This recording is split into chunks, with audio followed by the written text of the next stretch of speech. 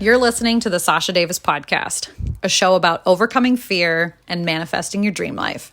Each week, we'll dive deep into real stories and tangible advice about spirituality, law of attraction, mindset, and money so that you can be your happiest, healthiest, and most abundant self.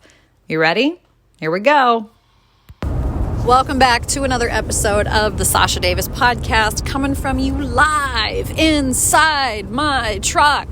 It's like the only quiet space I get, it seems like. I don't know, like when I'm driving, I really don't like listen to things unless it's a podcast or something. But it's a nice place, a nice space for my brain to wander, and like podcasts just come to me. I don't know. So this is me. This is how it works great for me. Being in my truck is like the zone of genius for me in terms of podcasting. So I wanted to share something with you today though, because in my mastermind group, the Manifesting Mastermind, which, mind you, is only open 2 times a year. The next time it will be open will be spring of 2021. So stay on the lookout for that. But in that group, we talked all things time and energy management today, which I feel like a lot of us could use right now, you know? Hang on, give me 1 second.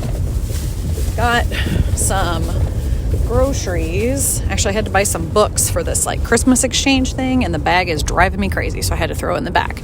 But today we talked all things time and energy management, and I find that this is a crucial time to focus on time and energy management because we're closing up the end of the year.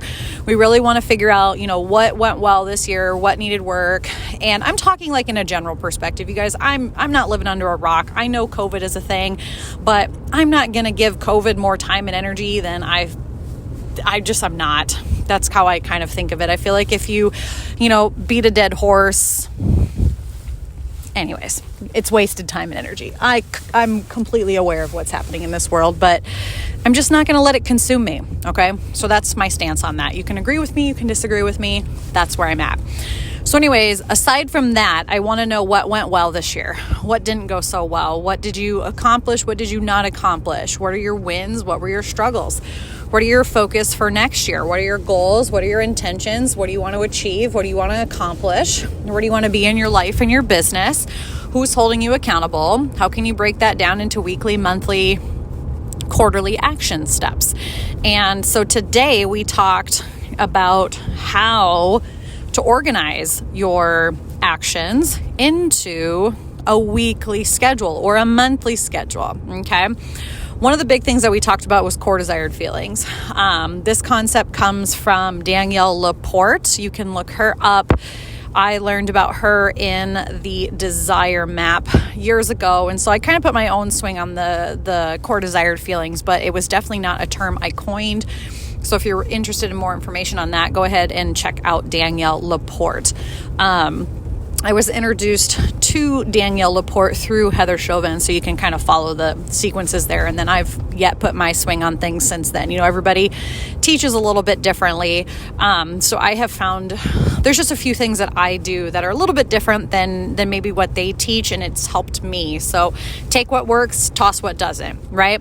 But how can we set up our week so that we feel happy, healthy, accomplished, successful, abundant, peaceful? Those are a lot of the feelings that we are after. And I want to tell you that you can feel that way right now. You don't have to wait until you get to some magical destination to feel that way. And so during this process, we break down what those action steps are and how to strategically put them onto your planner or your calendar or piece of paper or your bullet journal, whatever it is that you use. My two personal favorites are the Passion Planner and the Law of Attraction Planner. Clearly the Law of Attraction Planner because I'm obsessed with all things Law of Attraction.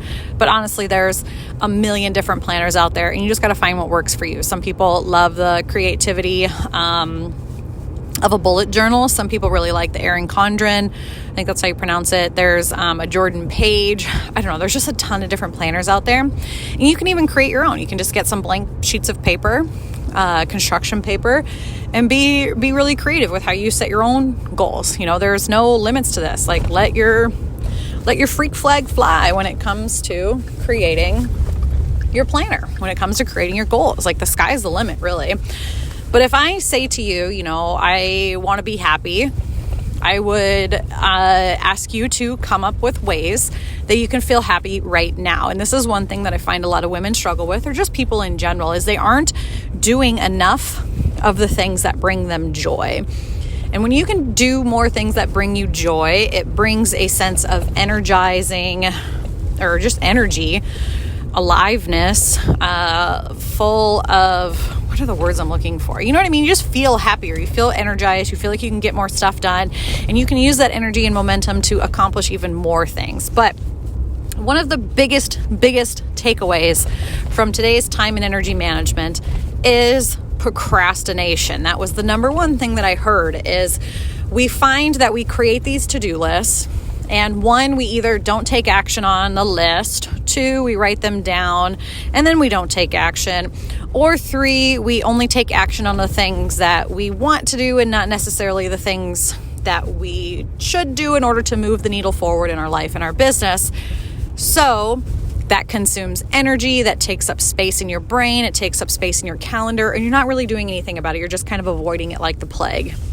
And that's not really helping you, because it's literally taking up space in your brain and on your calendar every single week, and you're not doing anything about it. How does it feel to see those things that you procrastinate on your to-do list every week in and week out? Like, it sucks, right?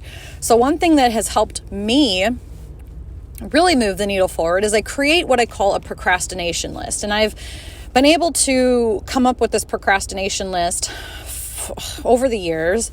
I would always say, like, well, what's the one thing that I know I need to do? And usually it was the thing that I didn't want to do. Or if I prioritize things from 1 to 100, and, I would say, oh, everything's the biggest priority. I'm like, oh, okay, that's just a lie. I'm lying to myself. What's the one thing that I've been avoiding doing? And usually it's the thing that we need to do. It's the thing that we've been procrastinating about. And I find that this is the same thing across the board. I've asked lots of women this, or I've even had friends and family and clients reach out and say, hey, I'm really good at, doing a brain dump. I'm really good at creating a personal inventory. I'm really good at just writing a to-do list, but I'm really bad at organizing it, right?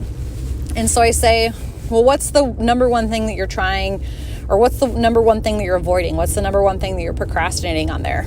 And they'll say, it's XYZ. And I'll tell them, do that first, because that's going to free up the most mental space and the most physical space on your calendar. And that's going to give you a big win. And you can use that energy and momentum to achieve other things.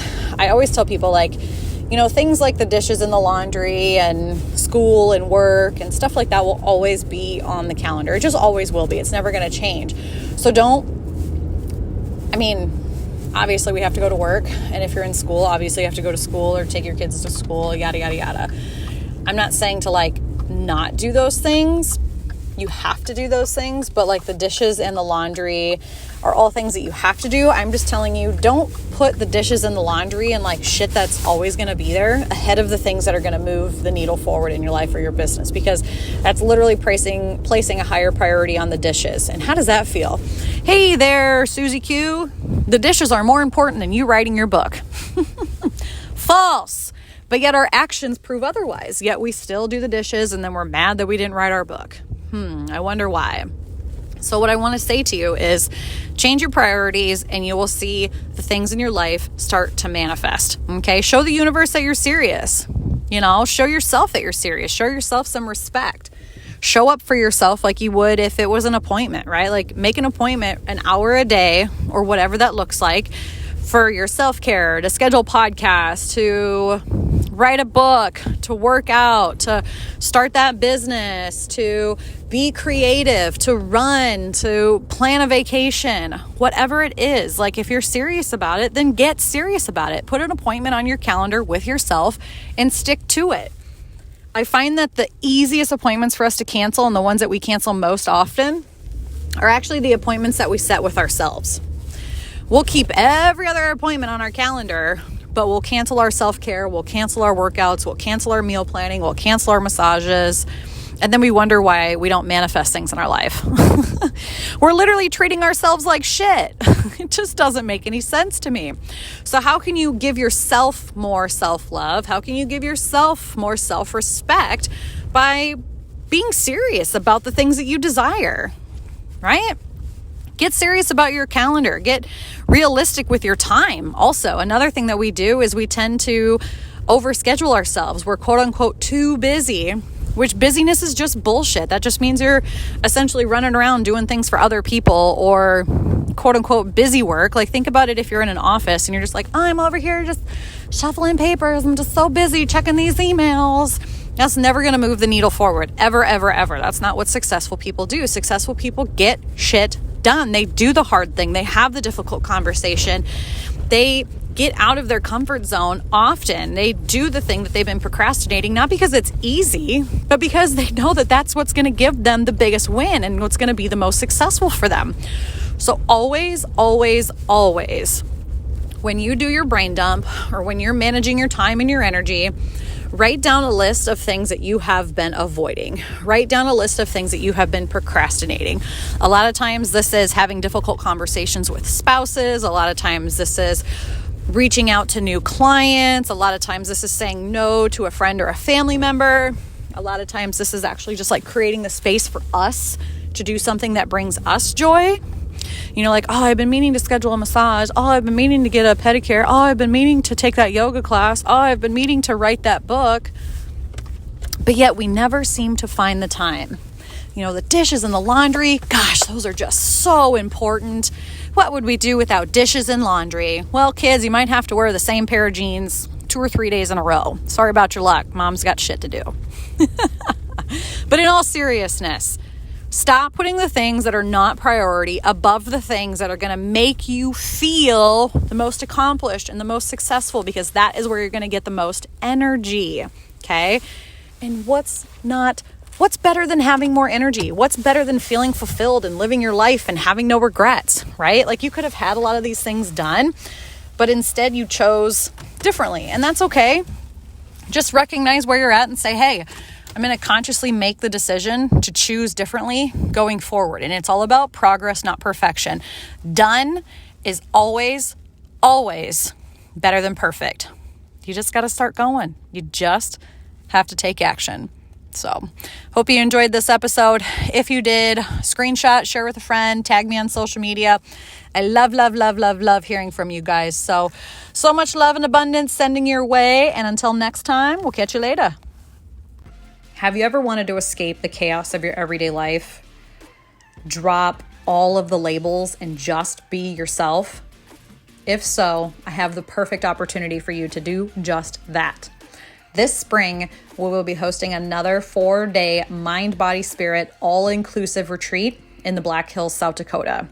Limited spots are available, so head on over to sashadavis.com to secure your spot today.